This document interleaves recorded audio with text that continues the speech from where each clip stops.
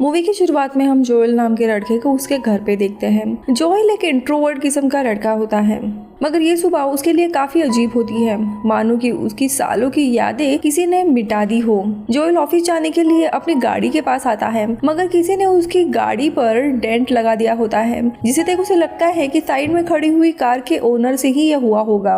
और अपने गुस्से को एक सार्कास्टिक वे में दिखाने के लिए जोएल ओनर के लिए एक पेज पर थैंक यू लिखकर स्टेशन चला जाता है। आज तारीख होती है 14 फरवरी 2004, मतलब आज का दिन वैलेंटाइंस डे होता है। मगर ऑफिस जाने के बजाय उसका मन बार बार मॉन्टॉग नाम के बीच पर जाने को कर रहा था, मानो उस बीच से उसकी काफी पुरानी यादें जुड़ी हुई है। उस बीच पर पहुंचने पर जोएल खुद के विचारों में जुड़ जाता है कि उसका जीवन ऐसा क्यों है, हमेशा वो अकेले रहता है, क्यों। तभी समुद्र किनारे उसे एक लड़की दिखाई देती है जिसके बाल नीले रंग के थे, और जोएल सोचने लगता है कि मैं किसी अनजान लड़की को एक हाय भी नहीं कर सकता, और इसी कारण से शायद मैं आज भी अकेला हूँ। शायद मुझे नियोमी के साथ अपना रिलेशन वापस जोड़ देना चाहिए। और उसके बाद पास के कैफे में बैठकर वो अपने पास रखी डायरी खोलता है जिसके कुछ पन्ने फटे हुए थे, लेकिन उसने वो पन्ने कब फाड़े उसे कुछ भी याद नहीं था। सामने ही नीले रंग के बालों वाली वो लड़की बैठी हुई थी। इसे देख वो हाय कहती है,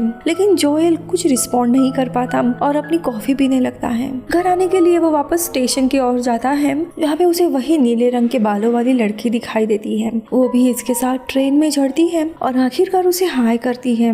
जोएल भी उसे हाय करता है, लेकिन वो उससे ज्यादा बात नहीं कर पाता। लेकिन वो उसके पास वाली सीट पे ही आके बैठती है। वो जोएल को अपना नाम क्लेमेंटीन बताती है और उसे पूछती है कि क्या हम पहले कभी मिले हैं, जिस पर जोएल ज्यादा रिस्पॉन्ड नहीं कर पाता। मगर तभी क्लेमेंटीन कहती है कि हाँ, मुझे याद आया, मैं दरअसल एक बुक स्टोर में पिछले 5 साल से काम कर रही हूँ और तुम वहीं पे बुक्स खरीदने के लिए आते हो। और इसी तरह इन दोनों की काफी अच्छी और गहरी बातें शुरू होने लगती है। दरअसल क्लेमेंटीन एक एक्सट्रोवर्ट रहती है, बहुत ही ज्यादा बातें करना, चुलबुली ऐसा स्वभाव रहता है, तो जोएल उसका पूरा अपोजिट रहता है। दोनों बहुत ही ज्यादा एक दूसरे के करीब आते हैं और जोएल उसे छोड़ने के लिए उसके घर तक आता है।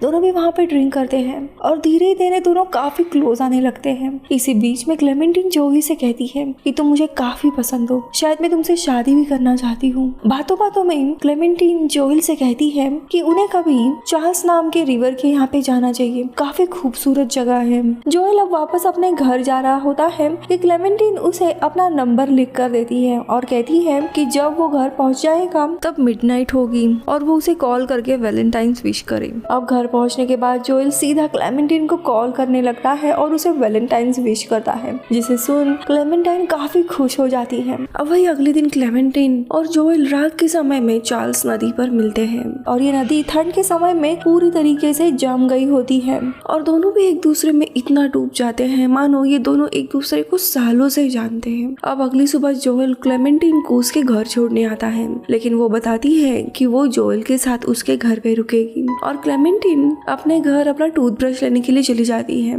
जहाँ पे उसे किसी कंपनी का एक लेटर और एक रिकॉर्डिंग टेप मिलती है।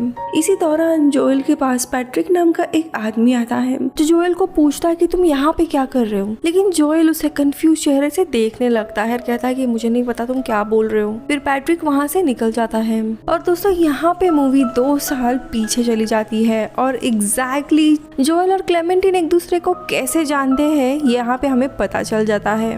2 साल पहले यानी 14 फरवरी 2002 को जोएल पहली बार मॉन्टॉग बीच पर अकेले बैठा था, जहाँ पे हम क्लेमेंटीन को देखते हैं। एक्सट्रोवर्ट होने के बावजूद भी उसे ये भीड़ पसंद नहीं आ रही थी और वो जोई के साथ उसके पास जाके बैठ जाती है और उससे बातें करने लगती है और कुछ ही समय के बाद दोनों एक दूसरे के प्यार में पड़ते हैं। लेकिन वक्त के साथ साथ उनका रिलेशन खराब होने लगता है, दोनों में काफी प्रॉब्लम होने लगती है और गुस्से में क्लेमेंटीन घर से निकल जाती है।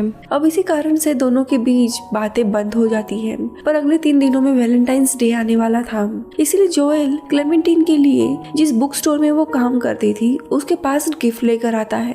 क्लेमेंटीन वो उसे पूरी तरीके से अनदेखा करती है। जोएल काफी हैरान था कि इसे क्या हुआ और तभी हम क्लेमेंटीन को पैट्रिक नाम के किसी दूसरे आदमी को किस करते हुए देखते हैं जो उसका नया बॉयफ्रेंड होता है। और पैट्रिक वही इंसान था जो जोएल को प्रेजेंट में थैंक यू कह के गया था।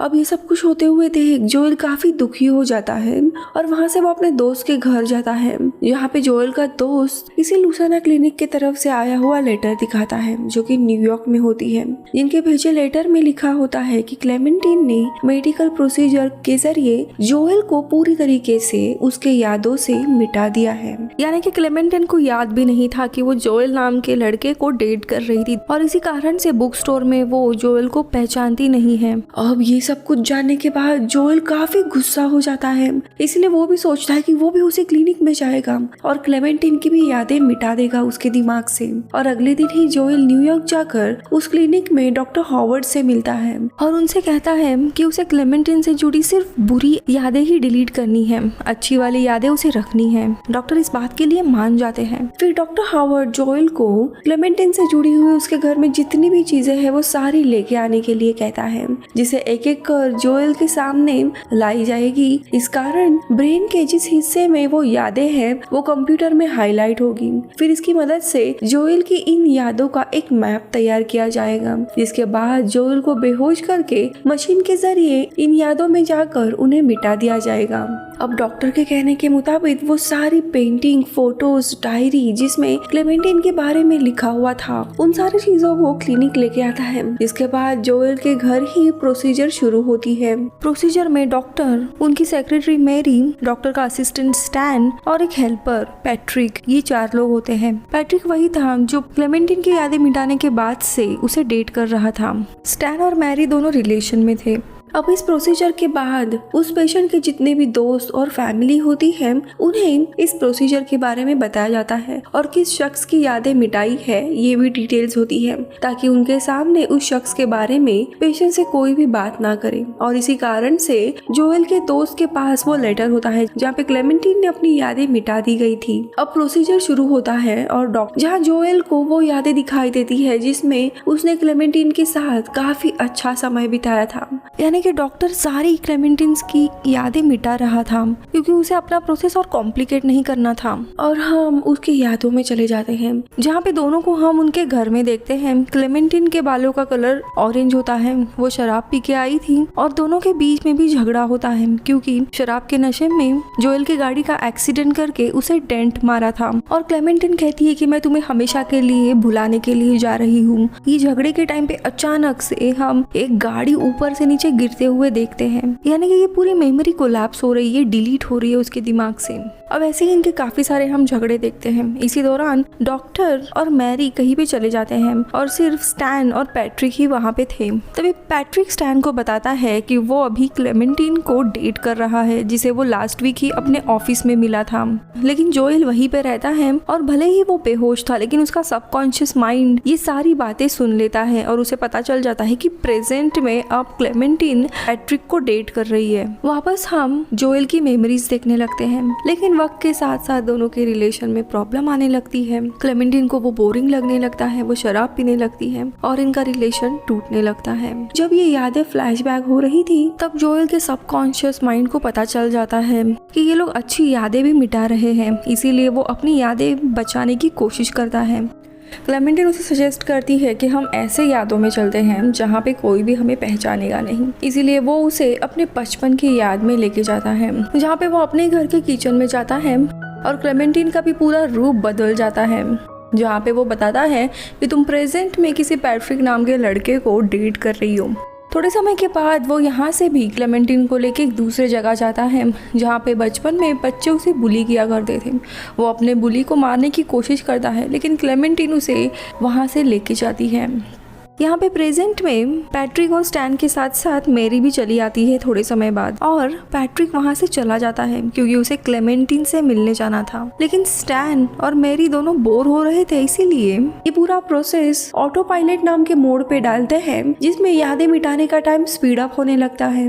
जोएल के सबकॉन्शियस माइंड को समझ आता है कि जल्द ही ये यादें मिटने वाली है, इसीलिए जिस याद में वो होता है वहीं पे वो क्लेमेंटीन को बताता है कि हम दोनों की ये काफी फेवरेट याद है और जल्द ही यहाँ पे इरेज करने वाले लोग आने वाले हैं और वो लोग ये मेमोरी मिटाएंगे। तभी क्लेमेंटीन सजेस्ट करती है कि तुम मुझे एक ऐसे याद में लेके जाओ जहाँ पे वो लोग मुझे यानी मेरे याद को ढूंढ ही नहीं पाएंगे। और जैसे ही याद मिटने लगती है उस घर में बारिश होने लगती है। इसीलिए जोएल अपने यादों के क्लेमेंटीन को लेके अपने बचपन में जाता है और क्लेमेंटीन उसके माँ के रूप में उसे दिखने लगती है। वो भी छोटे बच्चे की तरह होता है। अब ये पूरी प्रोसीजर चली रही होती है कि तभी डॉक्टर और थोड़े समय के बाद मैरी कहीं पे चली जाती है।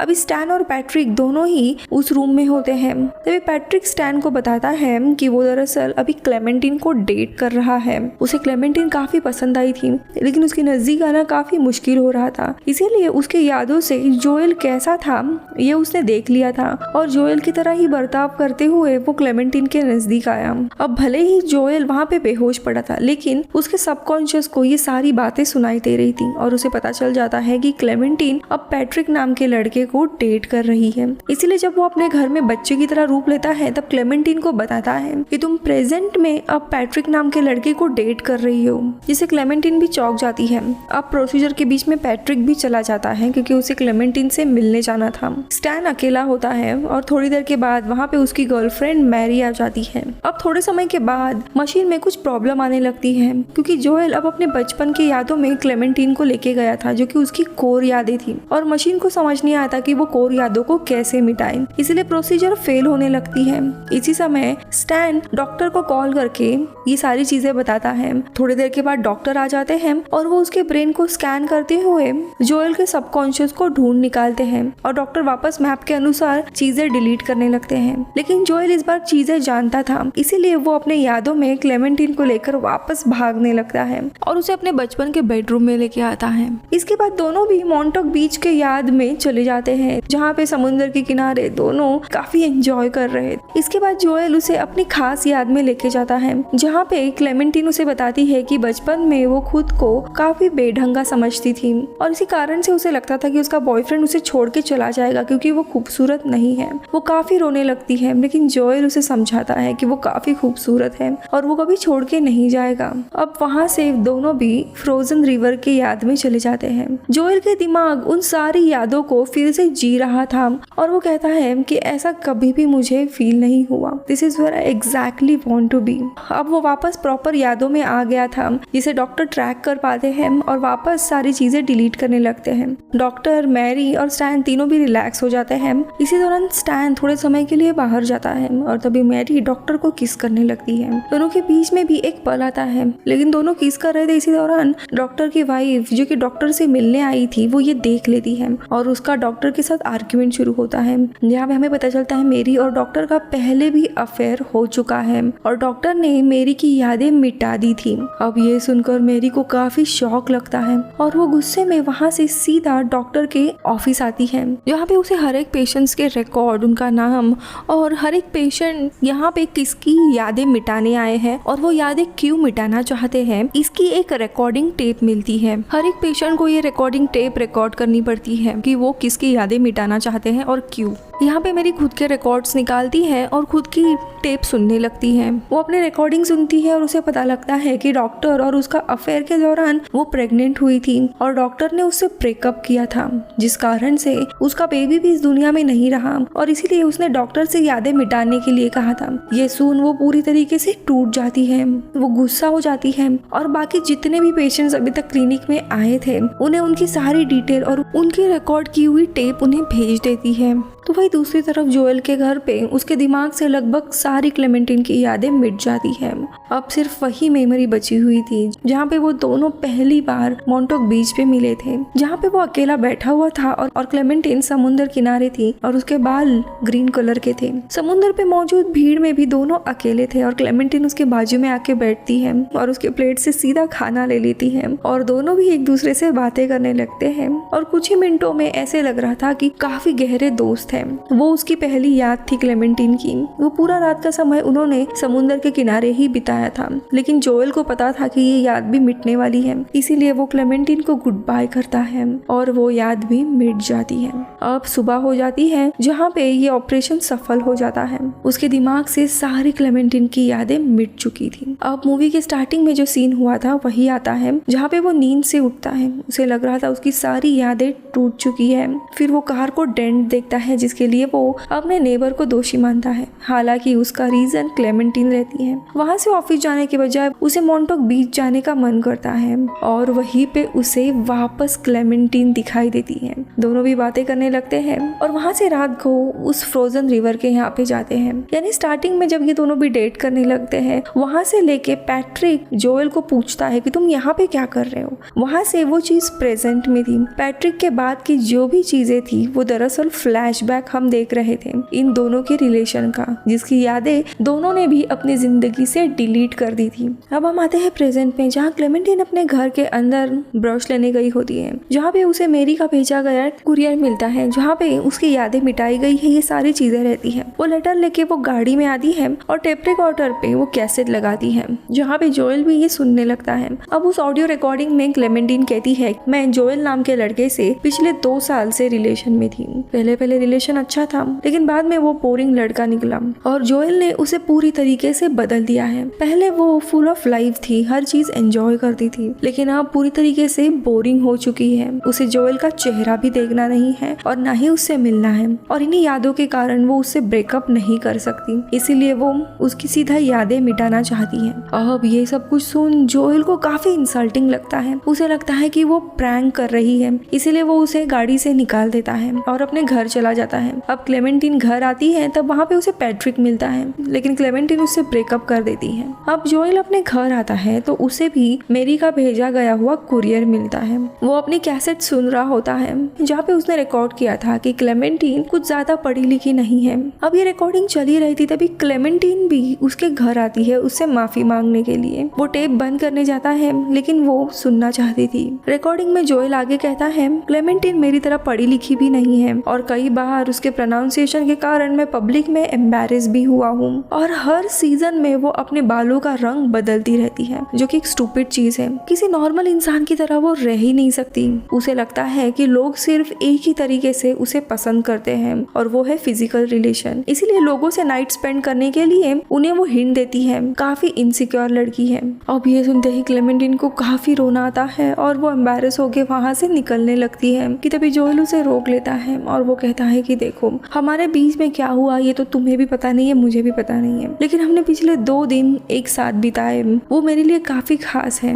अपने पहले 2 साल का रिलेशन था और हमने एक दूसरे की यादें भी मिटाई, लेकिन इसके बावजूद हम एक दूसरे से कनेक्टेड हैं, क्योंकि यादें मिटाने के बाद भी हम दोनों वापस उस समुद्र के किनारे मिलने आए। आगे वो कहता है, हम दोनों में भी कुछ खामियां हैं, हमने गलतियां भी की हैं, लेकिन अब हमें पता है कि हमारा इशू क्या है और हम एक नया रिलेशन शुरू कर सकते हैं जहाँ पे हम ये गलतियां नहीं दोहराएंगे और एक नई शुरुआत कर सकते हैं। जिसे सुन क्लेमेंटीन भी राजी हो जाती है और दोनों वापस एक दूसरे के साथ एक नया रिलेशन शुरू करते हैं, जहाँ इस बार उनके रिलेशन को कैसे बनाए रखना है ये उन्हें पता होता है। और ये मूवी इधर ही खत्म होती है। दोस्तों, मूवी काफी कंफ्यूजिंग है और कई बार वो पास्ट में और प्रेजेंट में शफल होते रहती है, और क्लेमेंटीन के हेयर कलर से हमें मूवी का टाइमलाइन पता चल सकता है। सो इनका रिलेशन सबसे पहले लेट्स से 13 फरवरी 2002 को शुरू होता है। दोनों भी समुद्र किनारे एक दूसरे को मिलते हैं और तभी क्लेमेंटीन के बालों का रंग ग्रीन होता है। वो उसके साइड में आके बैठती है और सीधा उसके प्लेट से खाने लगती है। ग्रीन कलर उन दोनों के रिलेशन की एक नई शुरुआत दर्शाता है। फिर अगले 2 साल तक दोनों काफी खुश रिलेशन में थे। जब दोनों एक दूसरे को काफी प्यार कर रहे थे तब क्लेमेंटीन के बालों का रंग गहरा लाल होता है, यानी ये दोनों की काफी हैप्पी मेमोरी है, जहाँ वो दोनों के लिए जीवन का सबसे अनमोल पल थे ये। लेकिन थोड़े समय के बाद जब उनके रिलेशन में प्रॉब्लम शुरू होते हैं तब क्लेमेंटीन के बालों का कलर ऑरेंज हो जाता है, यानी रिलेशन टूटने के कगार पे है। रेड और ऑरेंज कलर मूवी में फ्लैशबैक दर्शाता है, जो हमें जोएल के यादों से पता चलता है। फिर 2 साल के बाद यानी 2004 में वैलेंटाइंस डे के कुछ 5 दिन पहले क्लेमेंटीन जोएल से ब्रेकअप करती है और गुस्से में अपनी पूरी यादें मिटा देती है। जोएल का नंबर ब्लॉक लॉक करती है और ये होने के बाद अपने बालों का रंग वो ब्लू कलर कर देती है। ब्लू यानी उसके जीवन की एक नई शुरुआत हो रही है। और मूवी में ब्लू कलर ये प्रेजेंट में जो हो रहा है वो दर्शाता है। अब प्रेजेंट में जब वो यादें मिटाती है उसी समय उसे पैट्रिक मिलता है जो क्लेमेंटीन के यादों से जोएल के डिटेल्स निकालकर उसके मदद से वो उसे डेट करने लगता है। अब दोस्तों जोएल को क्लेमेंटीन ने यादें मिटाई है उसे कुछ भी पता नहीं होता। वैलेंटाइंस डे के 3 दिन पहले वो उसे एक गिफ्ट लेता है और उसे मिलने के लिए बुक स्टोर चला जाता है और वो उसे पैट्रिक को किस करते हुए देखता है और उसे पता चलता है कि उसने पूरी यादें मिटाई है। ये सुन उसे काफी गुस्सा आता है और वो भी 2 दिन के बाद अपनी यादें मिटाने जाता है। प्रोसीजर के बाद जब वो नींद से उठता है तभी मूवी की शुरुआत हम देखते हैं कि वो ऑफिस के बजाय समुंदर के किनारे जाता है और वही क्लेमेंटीन भी अपने यादों के कारण समुंदर किनारे जाने निकलती है जहाँ पे उसकी मुलाकात वापस जोएल से होती है। दोनों उस रिवर के यहाँ पे रात बिताते हैं और क्लेमेंटीन अगले दिन टूथब्रश लेने के लिए अपने घर जाती है जहाँ पे दोनों को अपने अतीत के रिलेशन के बारे में पता चलता है और फिर वो दोनों भी अपने टेप को सुनकर वापस एक नए रिलेशन की शुरुआत करते हैं। काफी खूबसूरत लव स्टोरी है और ये दर्शाती है कि हम जिसे प्यार करते हैं उसे कितना भी अपने मन से निकालने की कोशिश करें वो नहीं मिट सकता क्योंकि उसी इंसान के कारण आज हम जिस तरह से है वो डेवलप्ड होते हैं। कुछ लोगों को ये मूवी काफी डंप लगी तो कुछ लोगों को काफी डीप लगी। मुझे तो काफी सुंदर रोमांटिक मूवी लगी है। आपको कैसी लगी मुझे कमेंट्स में बताइए। मैं मिलूंगी आपसे अगले वीडियो में। Bye bye.